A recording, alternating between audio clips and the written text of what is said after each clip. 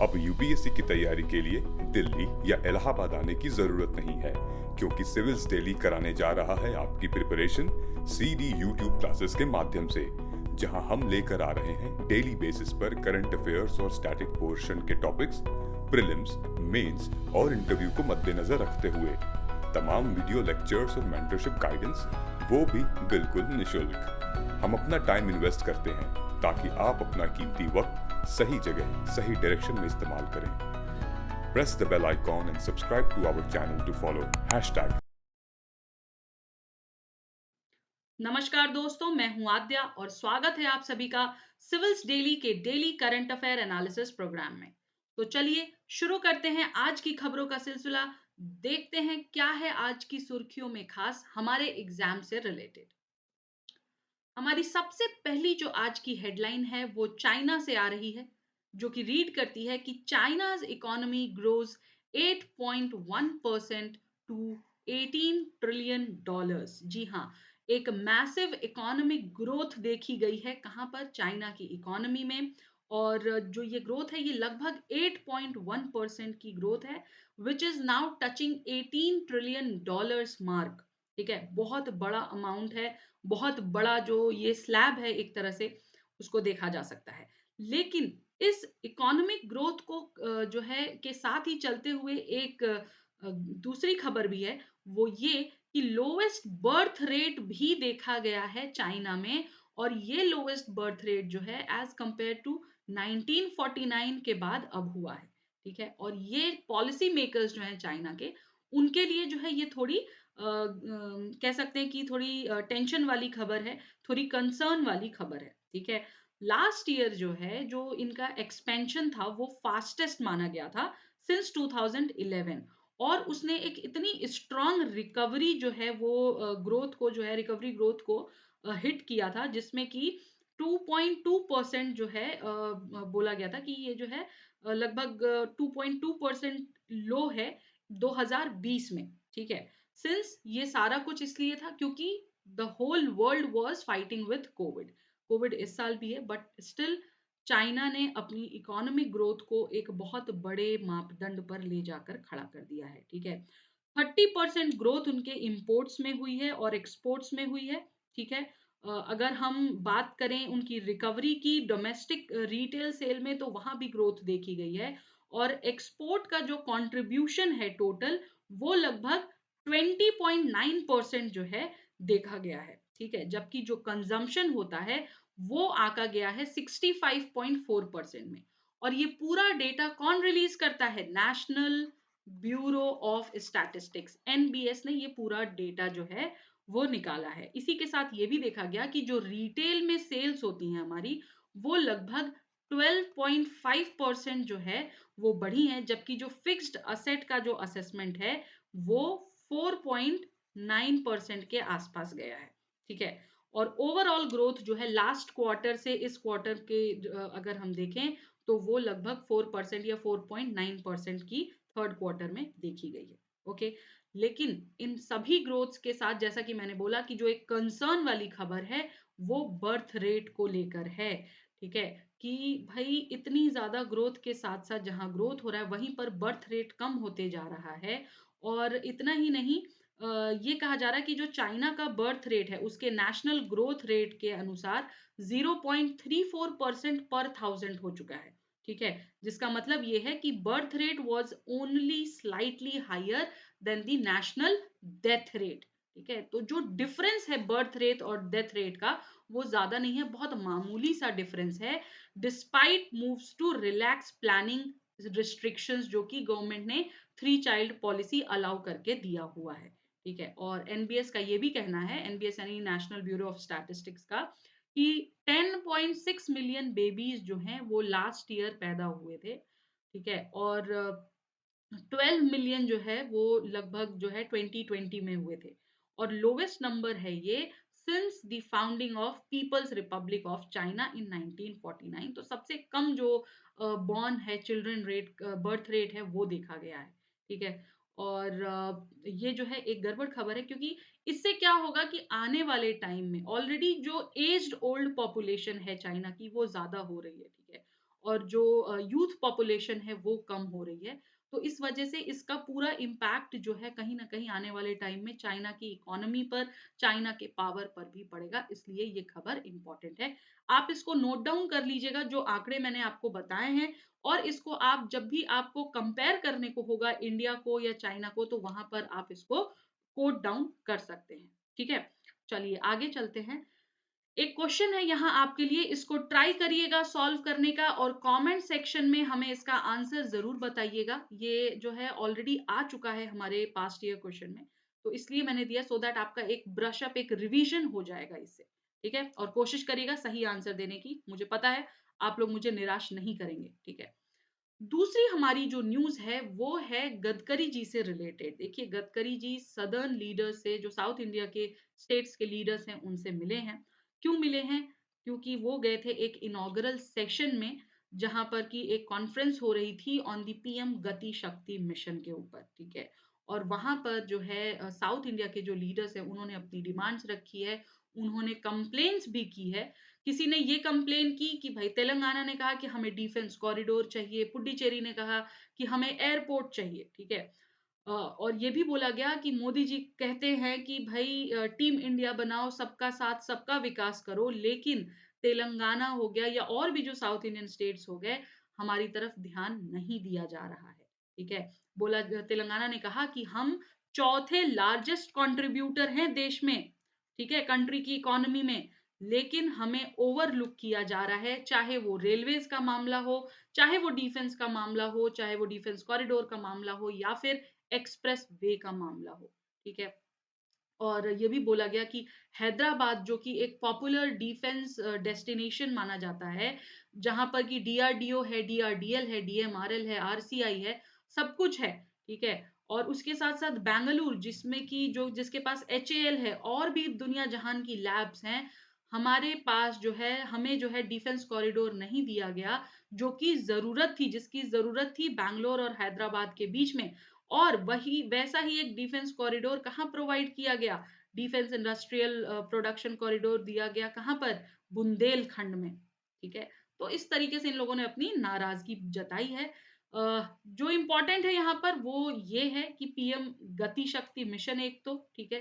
PM गति शक्ति mission क्या है? तो पीएम गति शक्ति मिशन एक डिजिटल प्लेटफ़ॉर्म है, एक मिशन है, जिसके तहत इंटीग्रेट करने की कोशिश की जा रही है प्लानिंग को, इम्प्लीमेंटेशन को, इंफ्रास्ट्रक्चर कनेक्टिविटी को अक्रॉस द नेशन, ठीक है? और जो कंप्लेंट्स आई हैं वो इम्पोर्टेंट है यहाँ पर और इसके साथ-साथ जो ये ऑर्गेनाइज़ेशंस स्टेटेड है ना कि कहाँ पर कौन से ऑर्गेनाइज़ेशन है, एक बार इसको देख लीजिएगा। क्यों? क्योंकि कई बार ये मैच द फॉलोइंग में पूछ देता है या ऐसे डायरेक्टली भी पूछ देता है, ठीक है?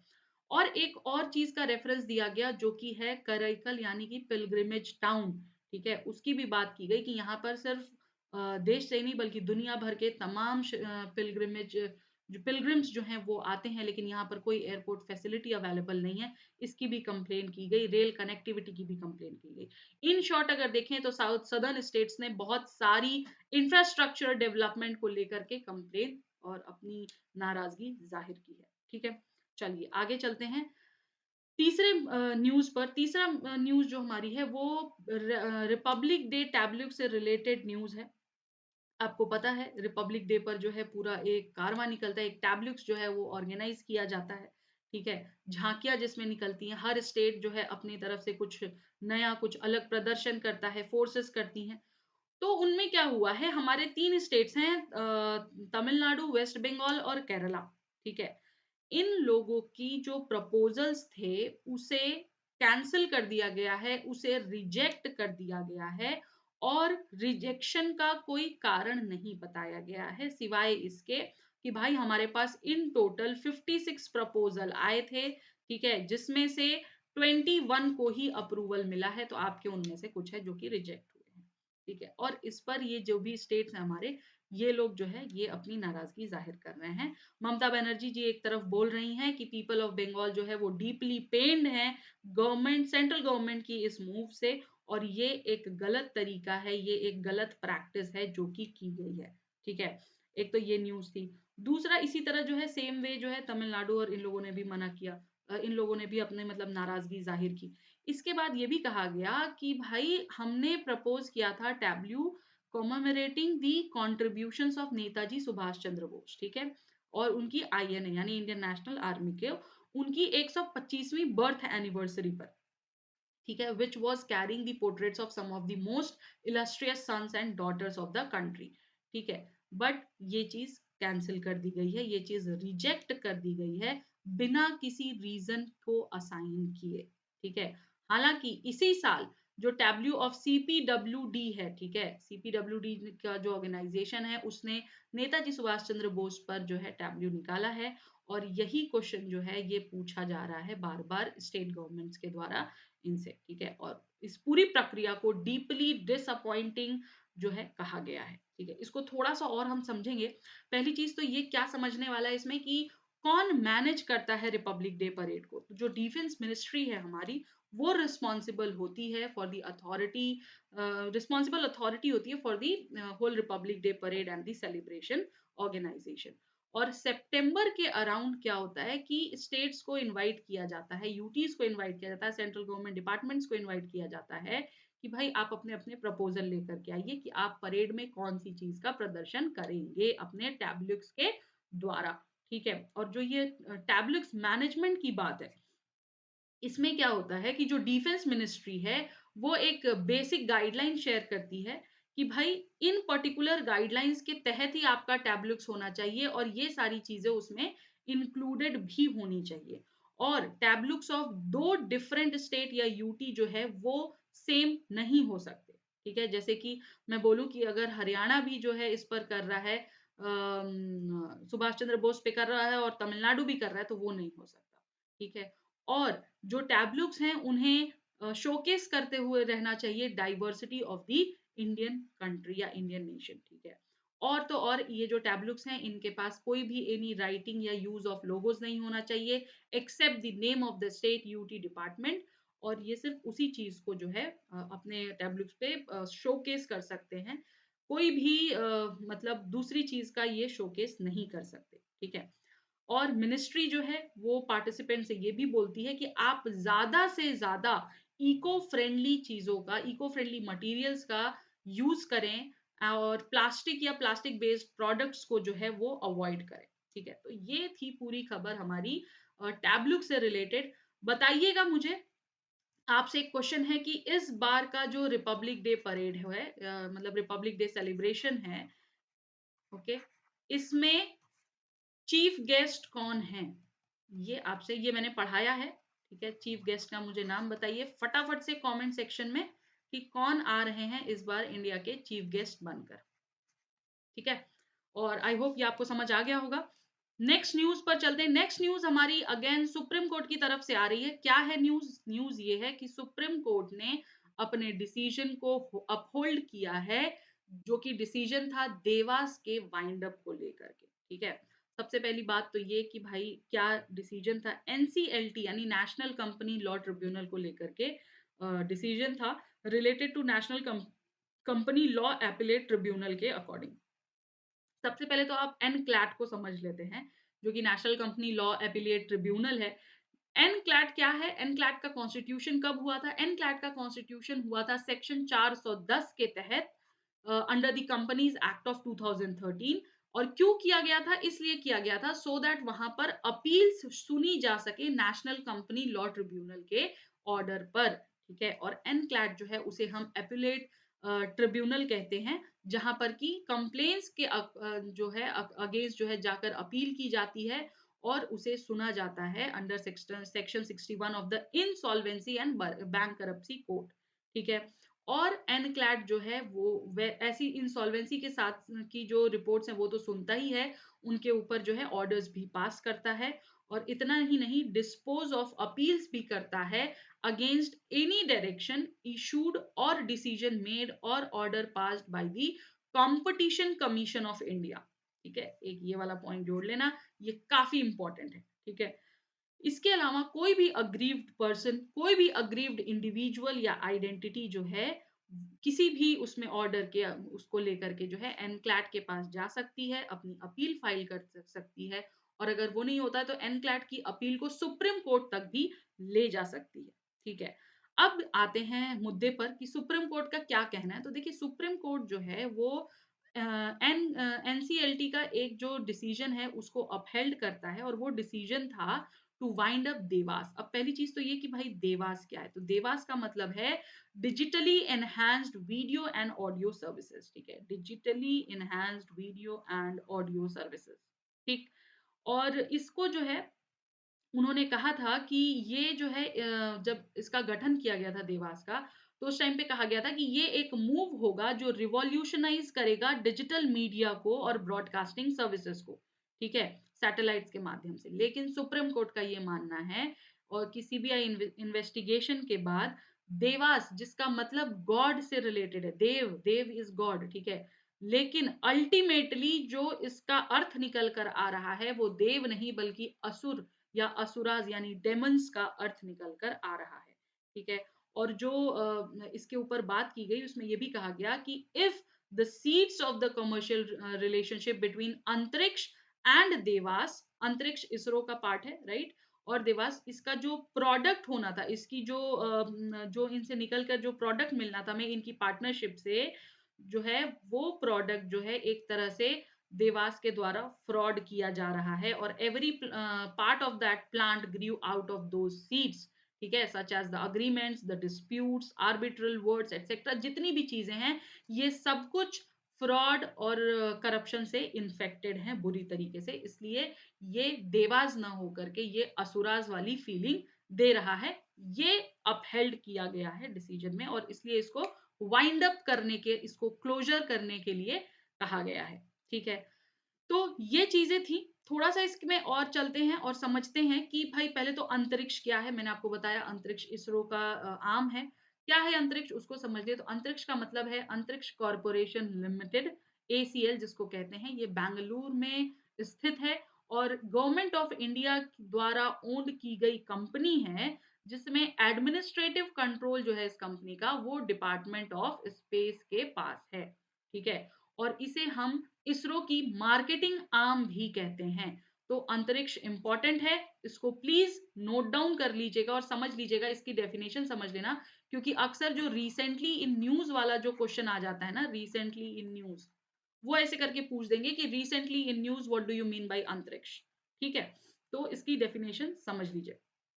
दूसरी चीज, इसको क्यों बनाया गया अंतरिक्ष को? तो अंतरिक्ष को लाया गया था for promotion and commercial exploitation of space products, ठीक है?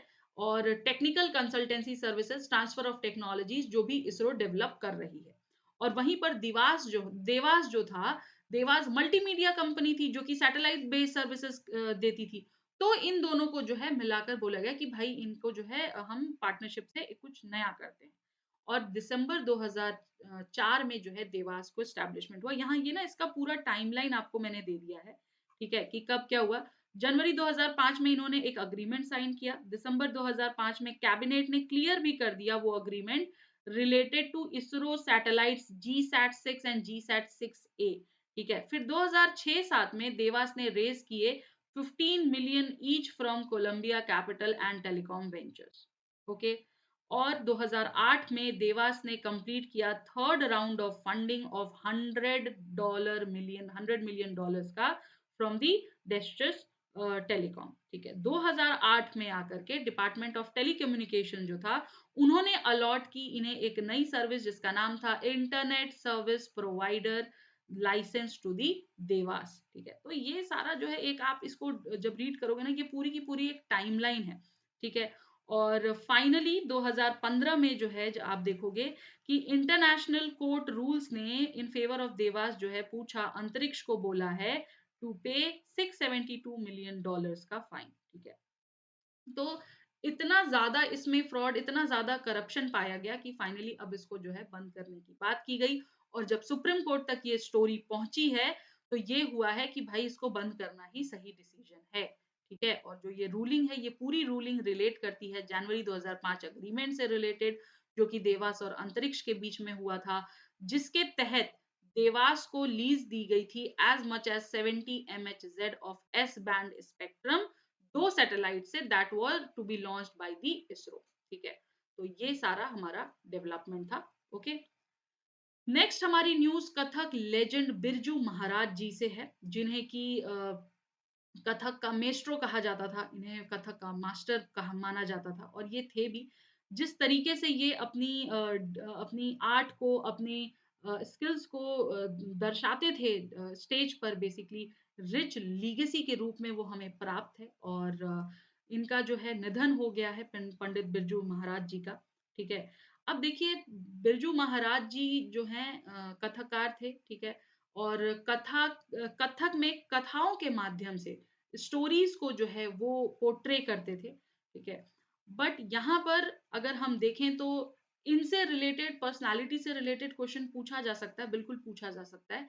बट उससे ज़्यादा इम्पोर्टेंट पड़ता है जो हमारा पार्ट है पेपर 1 का, जो हमारे क्लासिकल डांसेज़ हैं, ठीक है? क्लासिकल डांस से क्वेश्चन आ सकता है हमें, ओके। देन सेकेंडली हमें डायरेक्ट कथक से आ सकता है। जैसे आपको पता होगा पहले भी क्वेश्चंस आए हैं कि ये पर्टिकुलर पोस्चर के ऊपर क्वेश्चन पूछा गया है, तो वो भी पूछा जा सकता है यहाँ पर, ठीक है? तो इसको समझ लेते हैं थोड़ा-सा। जीएस पेपर 1 का हमारा टॉपिक है कथक वर्ड जो है ये डिराइव हुआ है कथा से, जिसका मतलब होता है स्टोरी, ठीक है? और ये नॉर्थ इंडिया में परफॉर्म किया जाता है। एक चीज़ ध्यान रखना, कई बार लोग कथक को साउथ इंडिया के डांस के उसमें जो है कंसीडर कर लेते हैं, बट नहीं, कथक नॉर्थ इंडिया का डांस है, ठीक है? और प्राइमरीली टेंपल या विलेज परफॉर्मेंसेस इसमें होती थी, जहाँ जो डांसर्स होते थे, कथक डांसर्स होते थे, वो एक पूरी स्टोरी को नैरेट करते थे from ancient scriptures in the form of classical dances, ठीक है? और कथक जो है अपने आप में इवॉल्व होने लगा into its distinct mode of dance in the 15th and 16th centuries. Bhakti movement का टाइम जो था, भक्ति काल का टाइम जो था, ठीक है? और लेजेंड्स ऑफ राधा कृष्णा जो है वो सबसे ज्यादा इसमें फोक प्लेज होते थे इन द फॉर्म ऑफ रासलीला। और ये जो रासलीला का फॉर्म था ये कंबाइन करता था folk dances with the basic gestures of Kathak storytellers. और इनके जो पैट्रोनेज थे वो वाजिद अली शाह थे, लास्ट नवाब ऑफ अवध। और ये उसके बाद आगे जाकर अपने आप में एक बहुत बड़ा मेजर आर्ट फॉर्म के रूप में ये बना, ठीक है? अब आपसे मेरा यहाँ पर एक क्वेश्चन है, आपको मुझे बताना है कौन-कौन से क्लासिकल डांसेस हैं इंडिया के, ओके? क्लासिकल डांस फॉर्म्स, और कौन से स्टेट से बिलॉन्ग करते हैं? ये क्वेश्चन आ चुका है, लेकिन आपसे मैं जानना चाहती हूँ कि वो कौन-कौन से क्लासिकल फॉर्म्स हैं? भरतनाट्यम है, कथकली है, कौन-कौन से हैं? मैं सारे के नाम नहीं लूँगी। आपको मुझे बताना है कि कौन से डांस फॉर्म्स हैं जो कि रिकॉग्नाइज़्ड हैं और कौन से स्टेट से वो बिलॉन्ग करते हैं। ये चीज़ फटाफट से मुझे कमेंट सेक्शन में लिख के बता दीजिए ज़रा, ठीक है? आइडिया लग जाएगा एक कि हाँ, आपका जो ये क आर्ट एंड कल्चर वाला कॉन्सेप्ट है, ये क्लियर है, ठीक है?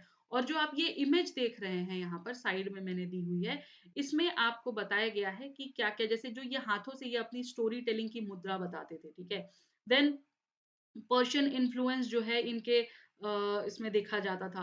जो इनकी ज्वेलरी होती थी उससे क्या पता चलता था, ठीक है? कॉस्ट्यूम्स जो हैं वो कैसे होते थे?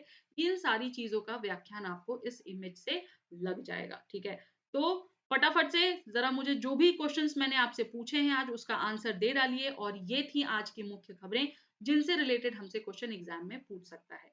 उम्मीद करती हूँ आपको आज का लेक्चर अच्छा लगा होगा, और अगर फिर भी कहीं कुछ भी कंफ्यूजन है, कहीं डाउट है, तो प्लीज़ कमेंट सेक्शन में लिखिए, हम आपका डाउट्स रिज़ॉल्व करेंगे। और हाँ, ज़्यादा से ज़्यादा आप हमारे इस लेक्चर्स की शेयरिंग भी करिए, सब्सक्राइब करिए और लगातार तैयारी करते रहिए, क्योंकि अब ज़्यादा समय नहीं है, specially those students who are preparing for 2022। भाइयों, कमर कस लो, समय आ गया है। ये जो कुछ चंद महीने बचे हैं ये कैसे बीतेंगे पता नहीं चलेगा, ठीक है? और इसके लिए जो सबसे ज़रूरी चीज़ है वो है डेली अपने आप को अपडेट रखना, जो कि मैं आपकी यहाँ पर हेल्प कर रही हूँ, ठीक है? हमारे इस पूरे इनिशिएटिव के थ्रू आपकी हेल्प की जा रही है सिविल्स डेली के माध्यम से। तो आप अपनी तैयारी को एकदम एक नॉच आगे ही रखिए, और इसके लिए बहुत-बहुत धन्यवाद, हमारे साथ जुड़ने के लिए धन्यवाद। आज के लिए इतना ही, नेक्स्ट सेशन में फिर मिलेंगे। नमस्कार, जय हिंद, जय भारत।